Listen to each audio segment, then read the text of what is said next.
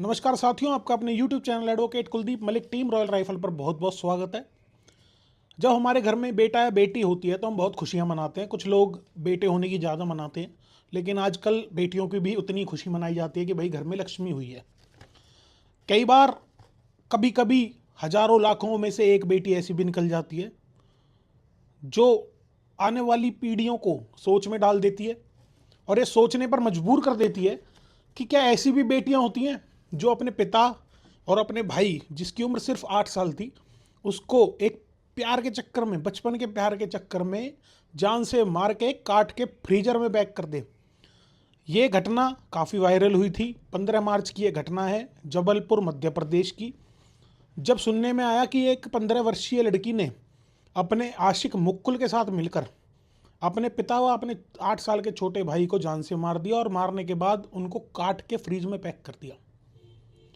ये जब घटना मैंने सुनी, जब मैं इतना इन्वॉल्व इस चीज़ में नहीं हो पाया, ना वीडियो बना पाया, लेकिन आज रिसर्च करी है क्योंकि उस लड़की को भी पकड़ लिया गया है 75 दिन बाद और उस लड़के ने भी सरेंडर कर दिया है।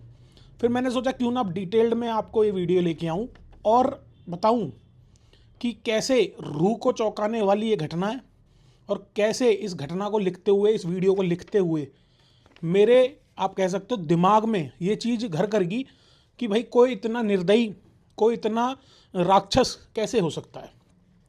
तो ज़्यादा देर ना करते इस वीडियो को शुरू करते हो। चैनल पर फर्स्ट टाइम आए हो तो सब्सक्राइब करें और फिर बेल आइकन दबाएं ताकि आने वाली वीडियोस की नोटिफिकेशन आपको मिलती रहे। दोस्तों, मेरी आपसे रिक्वेस्ट है कि इस कहानी को आप लोग पूरा सुनें और इसके बाद कमेंट जरूर करें कि आपको क्या लगता है, ऐसे लड़कों के साथ, ऐसी बच्चियों के साथ, नाबालिग है लड़की, इसको सज़ा कम मिलेगी, पर क्या लगता है कि जिसकी इतनी बड़ी सोच है, इतनी गंदी सोच है, क्या वो नाबालिग की कैटेगरी में आना चाहिए? क्योंकि आप सबने भी देखा होगा, एक केस हुआ था निर्भया हत्याकांड, रेप केस दिल्ली में। उसके बाद कुछ रूल बदल दिए गए थे कि भाई अगर 16 साल का लड़का, जो कि एक माइनर है, 18 साल का नहीं है, वो अगर इतनी गंदे कृत्य कर सकता है, रोड वोड घुसाना ये सब, तो वो नाबालिग नहीं माना जाएगा। और आप सबको पता है फिर लॉ में चेंज हुआ कि ये चीज़ इस लड़की के केस में भी होनी चाहिए, क्योंकि ये इतनी खतरनाक स्टोरी है। अब हम इस स्टोरी को शुरू करते हैं। ये कहानी है राजकुमार विश्वकर्मा, जो कि रेलवे में हेड क्लर्क थे और अपनी छोटी सी फैमिली के साथ मध्य प्रदेश के जबलपुर में रहते थे, वहीं जॉब करते थे। राजकुमार विश्वकर्मा की वाइफ नहीं थी। वो अपने बेटे, जिसकी उम्र थी 8 साल, जिसका नाम था तनिष्क, और अपनी बेटी, जिसका कि नाम अभी गुप्त रखा गया है, जिसकी उम्र थी 15 साल।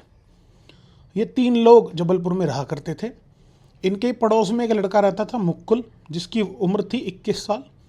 मुक्कुल की और इनकी बेटी की, जिसकी उम्र 15 साल में बताई, उनकी बातचीत होने लगी और दोनों प्रेम प्रसंग में पड़ गए। काफ़ी दिन तक इनका जो है ये बचपन वाला रिलेशन चला। जैसे ही राजकुमार विश्वकर्मा को इस बारे में पता लगा, जब लड़की जिद करने लगी कि वो मुक्कुल से शादी करेगी, जब बिल्कुल बात हाथ से बढ़ गई, तो राजकुमार विश्वकर्मा ने दुखी होकर इस लड़की को अपने रिश्तेदारों के यहाँ भेज दिया। वहाँ पर भी ये लड़की नहीं रुकी, वहाँ पे भी ये लड़की रोज़ मुक्कुल से बात करती थी फ़ोन वगैरह पे। और ये लोग अपने घर से भागना चाहते थे, अपने पिता से दुखी थी वो लड़की, और कहीं ना कहीं सबक सिखाना चाहते थे कि उनको ये लगता था कि इनके फादर ने इन दोनों को अलग करके इसके साथ बहुत अन्याय किया, अत्याचार किया। खैर, टाइम बढ़ता चला गया और मुक्कुल के दिल में ये बात घर कर गई कि अब मुझे कुछ करना पड़ेगा, वरना इस लड़की से मेरी शादी नहीं हो सकती है। इसी कड़ी में एक मौका मिलता है मुक्कुल को कि अब पेपर देने तो आएगी अपने घर वो लड़की, तब मैं उसे लेके भाग जाऊंगा और इसके बाप को सबक सिखाऊंगा।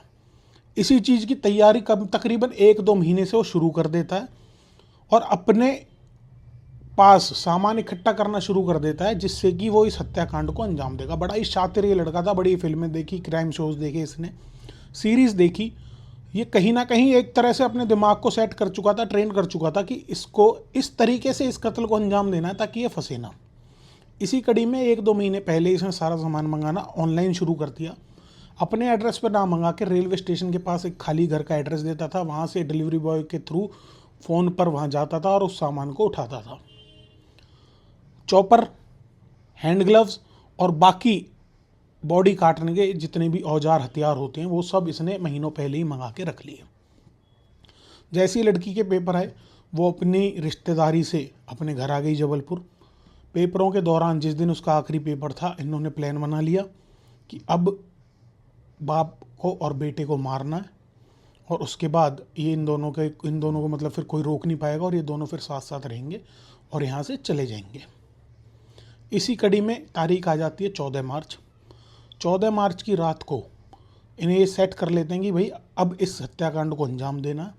लड़का पहले ही जाके लड़की के घर में उसके एक बाथरूम में सारा सामान जो भी बॉडी काटने वाटने का होता है वो जाके रखा था। और जय रात को यानी कि 15 मार्च की जब सुबह हो जाती है 3:30 बजे ये लड़की की हेल्प से घर में घुसता है। ये दोनों जो है फिर गंदी क्रिया होती हैं जो भी लड़के लड़की के बीच वो करते हैं। और उसके बाद सुबह 7 बजे की घटना है।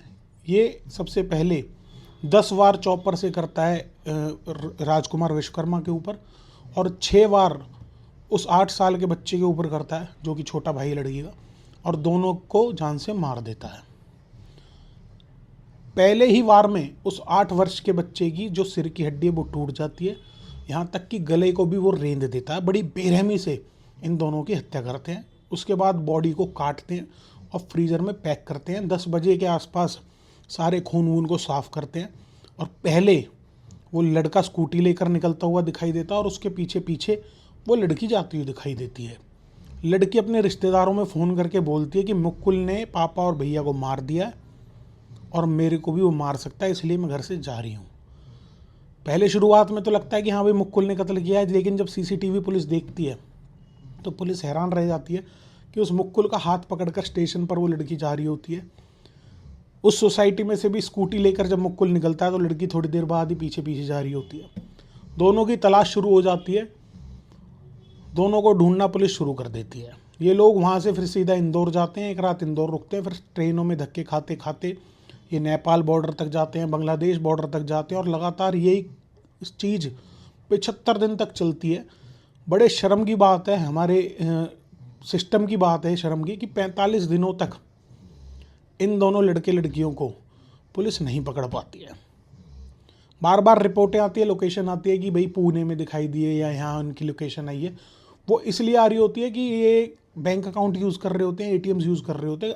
राजकुमार विश्वकर्मा यानी कि अपने बाप का ATM लेके लड़की भागी थी, उसमें से भी ये लोग 1.5 लाख रुपए निकाल लेते हैं। तब जाके पुलिस को ये होता है कि भाई बिल्कुल पकड़ा ही नहीं जा रहा, तो फिर वो उस अकाउंट को फ्रीज़ करते हैं।